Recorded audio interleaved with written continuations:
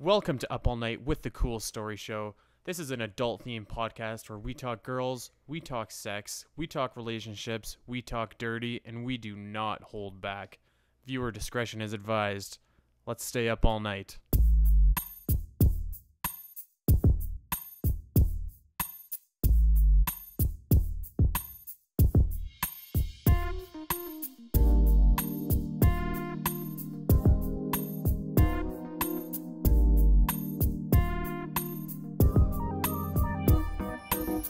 Hello everyone and welcome back to Up All Night. I'm here with my two good friends Dave and Andy as always. What's up?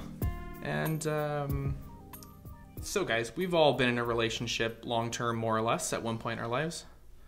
Right guys? Yep. I'm talking real girlfriends, not fake girlfriends, of course. I guess then, yeah. Only one, though. How would you define a fake girlfriend? Like imaginary in your head. Oh, Like okay. the one you get married to on the internet forums. Like I have 3 right now, but I'm talking about a real one I've had in the past. Oh, okay. Okay, so something dumb that you've done to make your girlfriend mad. We've all done it. We've all been there. Okay. Ooh, I got I I'm guarantee Spiteri has some stories. I have a story. I'll start off with one of my many stories. Lead us into it. I'm just going to sit back and eat popcorn because I guarantee you this whole podcast By the way, is going to be about you. already, you're welcome, audience. So it was my girlfriend's birthday, and we'd been dating for almost a year. We'd started dating just after her birthday, so like it'd been like a year's build up to this thing, and I didn't like her birthday was right before Christmas. So and if you're listening to this, sorry, but I'm talking about you. So her birthday was right before Christmas, right? So what I was just like, well, you know, I think Christmas is the more important, you know, holiday. Like you kind of load up with all your good stuff for Christmas or whatever. So I didn't quite know what to get her for her birthday because I got her this one thing that she wanted, which was like probably like $150, but I was like, you know, I should probably get her something else too. So I was gonna get her a remote car starter for her car, but then I was like, well, I don't really want to have to pay for it to be installed, and like we have indoor parking at my building, so I kind of skipped out on that idea, and I decided this on her birthday. So I was at work, and I was like, it's like fuck, I need a present because I'm going home. So I recalled her saying that she needed a new vacuum, so I went and bought a vacuum, and I gave it to her, and I didn't have time to wrap it, of course, because it was her birthday right there. So I can actually hear the eyes of the audience rolling right now at Andy's so Spiteri. I gave it to her, and she started crying. Wait, was your mentality like because this vacuum sucks, she's gonna suck? Like, Well, I was like, what? You said you wanted one, and I guess you don't give girlfriends vacuums for their birthday. Slightly live and learn.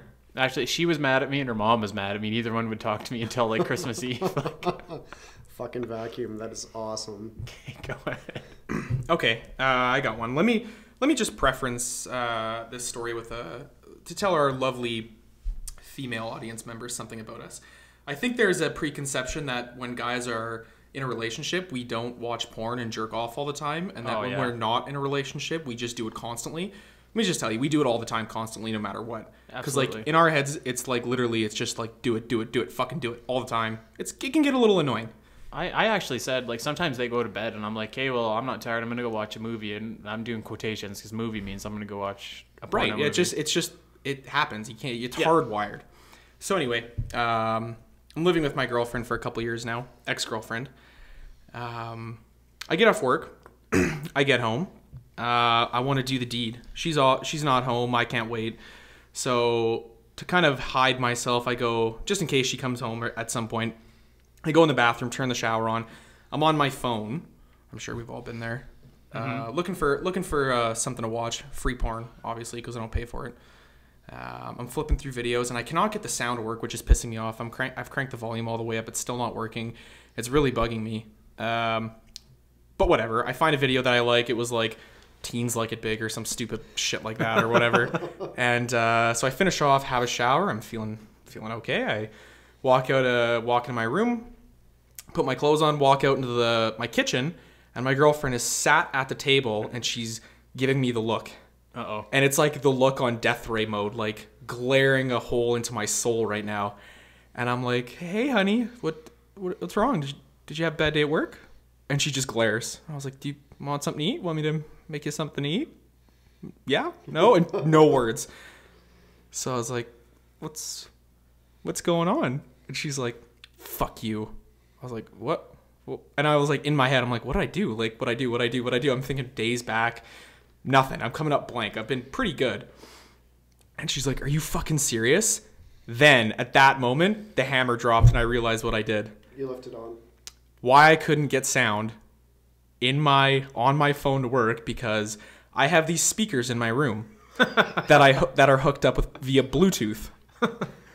When I got home, apparently my phone had the Bluetooth turned on. The speakers in my room were on. So when I was in the shower watching porn, I couldn't get the sound to work because the sound was coming out of the speakers in my bedroom, which I had turned the volume all the way up because I thought it wasn't working. Oops. At some point, she had got home. And then proceeded to hear me listening to Bang Bros. She And probably thought you were banging someone else at home. so the moral of the story, anyway, boys, is that I had a lovely night spent on the couch. Moral of the story is check your Bluetooth. And my speakers were broken, which was weird. But yeah, she was pretty pissed. Question of relationship etiquette to segue into that. Do you have a discussion with your girl about porn, or have you ever met with Absolutely someone that's not. freaked out about it? Or I think she knew I watched porn, but she was not appreciative of it being thrown in her face like that, which I can agree with her completely, and that was just my dumb fuck move. The thing with girls is, like, they think if you watch porn, they get this thought that they're not good enough for you, which is completely untrue. It's ladies. completely wrong because we can't.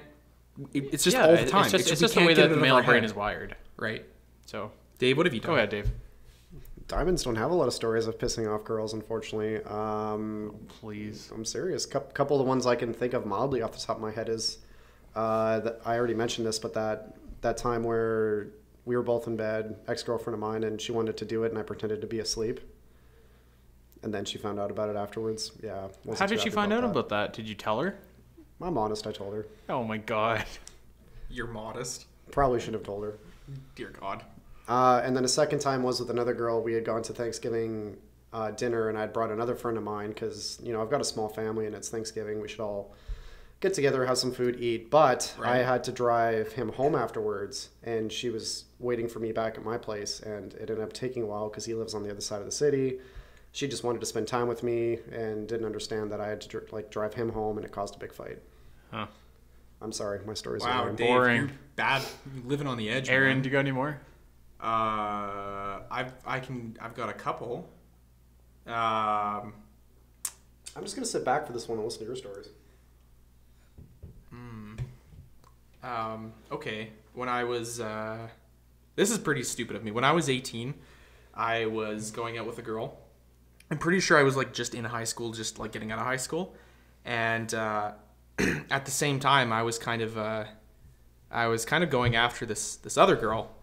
And we were kind of texting back and forth, and we ended up, I think the right term I'm looking for is sexting. Or she okay. was, you know what I mean? Like, Yeah. like she was texting me pretty dirty stuff, and I'm like, technically I'm going out with this other girl, and said girl number one has my phone, playing around with it, doing something, and girl number two texts my phone, and it pops up, and I don't realize because she's sitting beside me, and she kind of just gets quiet and just starts staring at my phone. I'm joking around, talking to one of my friends, and she sits there for like a good 10 minutes.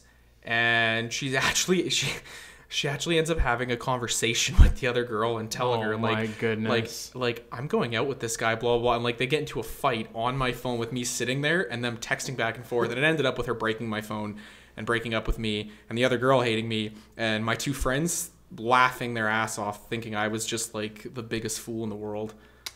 And I was at that point. That was pretty fucking stupid of me. Let me segue that story, which fits in perfectly to my ultimate story. Like worse than the vacuum? Yep, worse than the vacuum. Ooh. And actually, Aaron, you'll know this particular ex-girlfriend that I'm about to talk about. Okay. You worked with her back in the day. So Okay. I'm dating my first girlfriend long-term, and I break up with her to start seeing this other girl, right?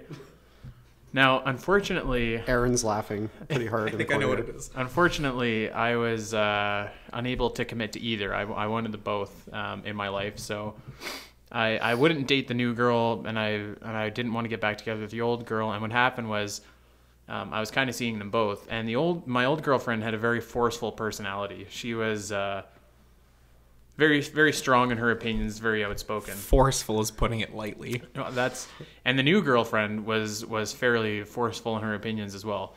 So at this point I had told the old girlfriend that I was seeing this new girl, that you know, we were sleeping together and stuff, and then but the new one knew that I was still hanging out with the old one, and so the two of them hated each other and they never met. And so I'm hanging out with the new one, and then I'm like, okay, I'm going home just to chill out. And she knew I was bullshitting her. She knew I was going home to see my old girlfriend.